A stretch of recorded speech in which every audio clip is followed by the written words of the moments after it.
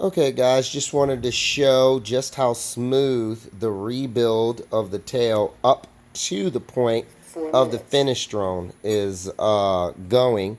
I'll spin this up. Don't know if you'll be able to see or hear everything, but anyway, here it goes.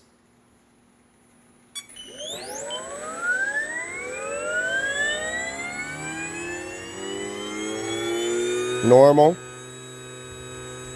Idle up 1.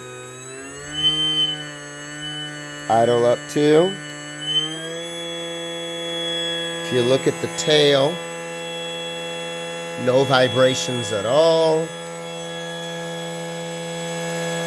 Nothing there. And then if we go ahead and look, I don't know if you'll be able to see inside.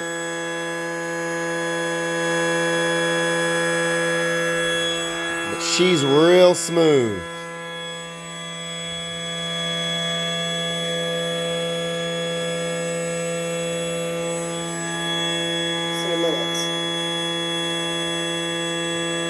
Now all we got to do is see if we can maintain that with all the rest of the mechanics.